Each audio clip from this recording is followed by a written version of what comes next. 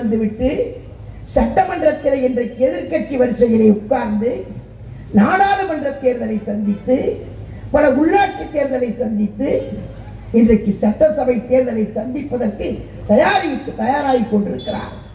இந்த நேரத்தில் இந்த கட்சிக்கு புரட்சி தலைவர் எம்ஜிஆர் ஆரம்பித்த கட்சிக்கு அம்மா செத்து கொடுத்த ஆட்சிக்கு களங்கம் ஏற்படுவதை போல நீங்கள் எல்லாம் பேசிக்கொண்டே இருந்தால் புரட்சி தலைவர் எம்ஜிஆரின் ஆத்மா மன்னிக்காது, புரட்சியார் வரலாறு. ஆகவேதான் இன்றைக்கு துரோகி துரோகி துரோகி என்றுகிறீர்களே, யார் துரோகி? கருணாநிதியினுடைய மகன் மு.க. ஸ்டாலின் வீட்டிலே போய் உட்கார்ந்து அப்பனும் மகனும் போய் ஸ்டாலினுக்கு சமமாக உட்கார்ந்து அங்கே காப்பி குடித்து விட்டு வருகிற புகைப்படத்தை எல்லா தொலைக்காட்சிகளையும் போட்டு காட்டிய நீ இந்த கட்சிக்கு துரோகியா? இல்லை இந்த கட்சியிலே இருக்கிற 1.5 கோடி தொண்டர்களை இன்றைக்கு உயிரை கொடுத்து காப்பாற்றிக் கொண்டிருக்கிற அண்ணன் எடப்பாடியார் துரோகியா? சட்டசபையிலே நான் பெயரை சொல்லுவதற்கு கூட விரும்பவில்லை. சட்டசபையிலே சொல்லுகிறான், நான் எப்போதும் கருணாநிதி எழுதிய பாட்டைத்தான் எனக்கு பிடிக்கும், அதுவும் பராசக்தி பட பாட்டுத்தான் எனக்கு ரொம்ப பிடிக்கும். என்னுடைய பராசக்தி படத்தை நான் பல தடவை பார்த்திருக்கிறேன், பராசக்தியை ரசித்திருக்கிறேன். கருணாநிதியை பற்றி கிட்டத்தட்ட அரை மணி நேரம் புகழ்ந்து பேசிய கயவன் துரோகி அண்ணன் எடப்பாடியாரை பற்றி பேசுவதற்கு தகுதி இருக்கிறதா? யோகிதை இருக்கிறதா?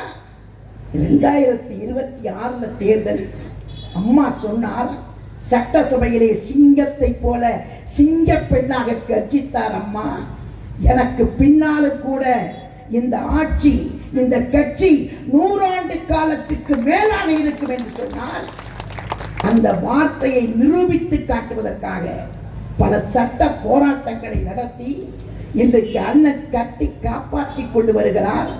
இந்த நேரத்திலே ஏதோ 4 பேர் சேர்ந்து ஏதோ அதிமுகவை அழித்து விடலாம் என்று கணக்கு போட்டால் அதிமுக அழியாது. 4 பேர் மட்டுமல்ல இந்த கட்சி, இதற்கு பின்னால் 1.5 கோடி தொண்டர்களுக்கு மேலாக இந்த கட்சிக்காக உயிர் கொடுக்க தயாராகி கொண்டிருக்கிறான் தொண்டன். இந்த கட்சி அழிக்க முடியுமா? முடியவே முடியாது. திமுகவோடு கூட்டு போட்டிருப்பவர்கள், திமுகவோடு உடன்பாடு வைத்திருப்பவர்கள் இந்த 4 நாட்களாக தொலைக்காட்சியை கையிலே வைத்துக் கொண்டு தினம் காலையில திருப்புனா இவனுக்கு மூஞ்சிதான், நைட்டு திருப்புனா இவனுக்கு மூஞ்சிதான். ஆனா ஒண்ணு மட்டும் வச்சுக்கங்க, 2 நாளைக்கு தான் நீங்க செத்தீங்கன்னா கூட இந்த படத்தை 1 நிமிஷத்துக்கு மேல காட்ட மாட்டான். ஆனா இப்போ எங்க அண்ணன் எடப்பாடியார் பேரை நீங்க சொன்னதுனாலதான் உங்க படத்தை திருப்பி திருப்பி காட்டிட்டு இருக்கிறான், இல்லைன்னா காட்ட மாட்டான். நான் தயவு செய்து சொல்ல விரும்புகிறேன், இந்த துரோக கும்பல் மக்களை குழப்புவதற்காக, மக்கள் மத்தியிலே ஒரு சலனத்தை ஏற்படுத்துவதற்காக நான் இருக்கிற தொண்டர்களை பார்த்து கேட்கிறேன். அதிமுக கரை போட்ட வேட்டியில் கட்டியிருக்கக்கூடிய தொண்டர்களை பார்த்து கேட்கிறேன், யார் துரோகி? அதிமுகவை காட்டி கொடுத்த கயவ கூட்டம், தலைமை கழகத்தை அடித்து உடைத்த கூட்டம், செத்து கொடுத்த அம்மாவுடைய ஆட்சியை காப்பாற்றுவதற்கு துப்பில்லாமல் திருட்டு ஓட்டு போட்ட கூட்டம், மாற்றி ஓட்டு போட்ட கூட்டம், ஸ்டாலின் ஆட்சிதான் சிறந்த ஆட்சி என்று வாய் கூசாமல் பேசிய கூட்டம். எப்படி ஏற்றுக்கொள்வது? எப்படி ஏற்றுக்கொள்வது? இந்த தொண்டர் ஏற்றுக்கொள்வானா? தொண்டர் ஏற்றுக்கொள்வானா? மன்னிப்பானா? மன்னிக்கவே மாட்டான். ஆகவேதான் நான் கழகத்தினுடைய தோழர்களுக்கு தெரிவித்துக் கொள்ள விரும்புவது, 2026 என்பது நமக்கு ஒரு மிகப்பெரிய போராட்ட களத்திலே, போர்க்களத்திலே இருப்பதை போல நீங்கள் எல்லாரும் ஒற்றுமையாக இருந்து அண்ணன் எடப்பாடியார் முதலமைச்சராக வர வேண்டும். அம்மாவின் எண்ணப்படி இந்த கட்சி ஆட்சியிலே அமர வேண்டும். இதுதான், இதற்கு நீங்கள் எல்லாம் பாடுபட வேண்டும் என்று உங்களை நான் பணிவோடு கேட்டுக்கொள்கிறேன். அது மட்டும் இல்ல, இந்த கட்சியை அழிக்கிறதுக்கு இந்த துரோகிங்க எல்லாம் ஒரு பக்கம். நான் இந்த துரோகிகளையே பார்த்து கேட்கிறேன், கருணாநிதி இருக்கும் போதே அதிமுகவை அசைச்சு பார்க்க முடியல. இவன் தானே இந்த 4 பேர் ஒத்த ஒட்டு தானே அசைச்சு பார்க்க போறான். முதல்ல அவன் கட்சியை காப்பாற்ற துப்பு இல்ல, ஆரம்பிச்ச கட்சியை ஒழுங்கா நடத்த முடிச்சிருக்குதா? எல்லாரும் இங்க வந்துட்டாங்க. அங்க 4 பேர் தான் இருக்கான், இங்க 4 பேர் தான் இருக்க, 8, இங்க ஒரு 2 10 பேர் தான் இருக்கான். கருணாநிதியாலேயே இந்த கட்சியை தொட்டு பார்க்க முடியல. நீங்க எல்லாம் ஏமாத்திரம், புஸ்வானம் எல்லாம் அப்படியே மோசமா போயிடுவீங்க. இன்னைக்கு அண்ணா திராவிட முன்னேற்ற கழகம் என்கிற ஒரு இயக்கம் இருக்கிற காரணத்தால் தான் திமுக இன்றைக்கு பயந்து கொண்டிருக்கிறான், அஞ்சிக் கொண்டிருக்கிறான், நடுங்கிக் கொண்டிருக்கிறான். இன்னைக்கு என்னென்னமோ பேசி பார்க்கிறார், ஒண்ணு எடுபடல. திமுக மேல மக்கள் அப்படியே கொலை வெறியில இருக்காங்க, கொலை வெறி. இங்க பேசும்போது சொன்னார் தம்பி, ஒருத்தர் பேர் தெரியல எனக்கு, இல்ல அவர் இல்ல, முதல்ல பேசுங்க, முதல்ல பேசுங்க. டிஆர் கஜா தயவுசெய்து கண்ணாடி போட்டு போப்பா ரோட்ல போகும்போது. அந்த பொண்ணா, எது பொண்ணு, இந்த தாம்பரத்தில் அந்த பொண்ணு போச்சு, அந்த பொண்ணு வந்துச்சு. நீ தயவுசெய்து கண்ணாடி போட்டு போ, இல்லைன்னா ஒரு ஆப்ரேஷன் பண்ணிக்கினி விட்டு நல்ல அதனை பொண்ணா, அதை பார்த்தா பொண்ணு மாதிரி. நான் என்ன கேட்கிறேன், வேறெல்லாம் பார்த்தா பொண்ணு பொண்ணு பொண்ணுன்றீங்க. மெட்ராஸ்ல பார்த்தா அது ஒரு பொண்ணு, அது பாப்பாவா? நாங்க சொல்லல, அவன் கட்சிக்காரனே சொல்ல, பாப்பா ஒண்ணு தெரியாது பாப்பான்றான். இந்த தாம்பரத்துக்கு வந்தா பேபின்றீங்க, என்ன நினைச்சிட்டு இருக்கீங்க? அவ்வளவுதான். மேயர் பதவியை கொடுத்தா நீங்க எல்லாம் ஒழுங்கா மக்கள் சேவை பணியாற்றுங்க. ஆளுங்க நல்லா செக் வச்சாங்க 2 நாளைக்கு முன்னாடி மாநகராட்சியில கொசுவலையை போத்திக்கிட்டு நல்லா இது உங்க லட்சணத்தை ஒண்ணு வேணாம். இவங்க ஆட்சியில் இங்க உட்கார்ந்துருக்கீங்க, இந்த தெருவில் இருக்கிற 10 பேர் இங்க நிப்பீங்க. முன்னாடி உட்கார்ந்து இருக்க கட்சிக்காரன், தெருவில் நிக்கிற 10 பேர் இவங்க நிப்பீங்க. எனக்கு தெரிஞ்சு இந்த ரோட்ல கிட்டத்தட்ட ஒரு 25 வருஷமா நான் போயிட்டு இருக்கிறேன். 1 வருஷம் 2 வருஷம் ராதா அண்ணா இருந்தார் இந்த தெருவுல. ராதா அண்ணா காலத்துல இருந்து இங்க இருந்து இந்த ரோட்ல போயிட்டு இருக்கிறேன். இந்த பக்கத்துல இந்த ரோடு அதான் எனக்கு தெரியும்.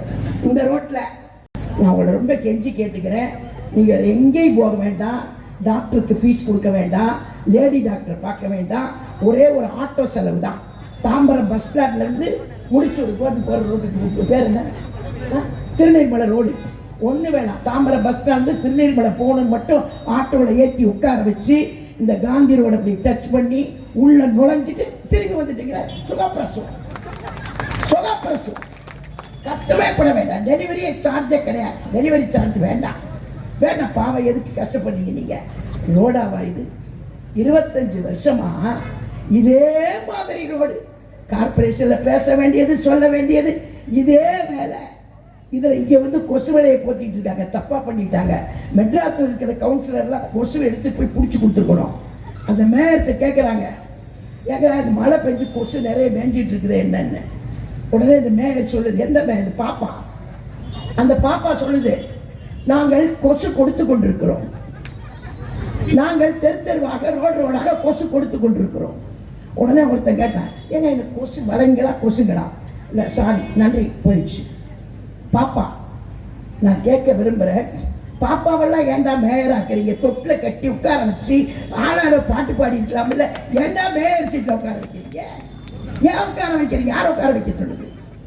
எல்லாம் பார்த்தீங்கன்னா ஊழல் ஊழல் ஊழல். எல்லாம் தூச தட்டினா அப்படி மொத்தமா கொட்டிட்டு வருது. உள்ளாட்சித்துறை அமைச்சர் மேல பயங்கரமான ஊழல். அவர் தயாரா இருக்கிறாரு. செந்தில் பாலாஜிக்கு அடுத்து அவர் தயாரா இருக்கிறார், பொன்முடிக்கு அடுத்து அவர் தயாரா இருக்கிறாரு. இன்னும் வரிசையா லிஸ்ட். ஆட்சிக்கு வந்து 4 வருஷத்துல இப்படி மொத்தமா வளைச்சு போட்டு நாட்டையே கொள்ளையடிச்சிட்டு இருந்தீங்கன்னா அதை விட பெரிய வேடிக்கை. இன்னைக்கு ஒரு அறிவிப்பு வந்திருக்கு தினமலர்ல. இன்னைக்கு ஒரு அறிவிப்பு என்னன்னா, கரண்ட் பில்லு யாருக்காவது கூட வந்திருந்துச்சுன்னா நீங்க வந்து அந்த இபி ஆபீஸ்ல போய் உயர் அதிகாரியை பார்க்கணுமா. அவர் பார்த்து அவர் மீட்டரை செக் பண்றதுக்கு 2 பேர் அனுப்புவாராம். அவர் போய் பார்த்து மீட்டர் சரியா இல்லைன்னு சொன்னா அவர் மேல நடவடிக்கை எடுப்பாங்களாம். கரண்ட் பில்லு குறையாது, கரண்ட் பில்லு குறையாது. இன்னைக்கு நிலைமை என்னன்னா, 1000 ரூபாய் கரண்ட் பில்லு வர்றவனுக்கு 5000 ரூபாய் வந்திருக்கு. 5000 ரூபாய். அதை விட பத்திரிகையில வந்த செய்தி, நான் சொல்லல. நாகப்பட்டினத்துக்கு பக்கத்துல ஒரு அம்மாவுக்கு 6000 ரூபாய் பில்லு வருமா அந்த அம்மாவுக்கு. ஆனா அந்த அம்மாவுக்கு 1.5 கோடி ரூபாய் வந்திருக்கு. எங்கேயாவது அடுக்குமா? அடுக்குமா? கேட்டா பிரிண்டிங் மிஸ்டேக்ன்றான். பிரிண்டிங் மிஸ்டேக்கா? 1.5 கோடி எங்கே, 6000 எங்கே? கொஞ்சம் ஏமாந்த சோழகிரியா இருந்தா அமைக்கி 1.5 கோடி இவன் எடுத்துட்டு போயிருப்பானுங்க. இதானே 1000 ரூபாய் வர்ற பில்லுக்கு 6000 ரூபாய் வருது. 6000 ரூபாய் பில்லுக்கு 12000 வருது. கமர்ஷியல்னா அது ஒரு ரேட்டு 2 பங்கு ஏறுது. நான் கேட்க விரும்புறேன், தயவு செய்து பொதுமக்களே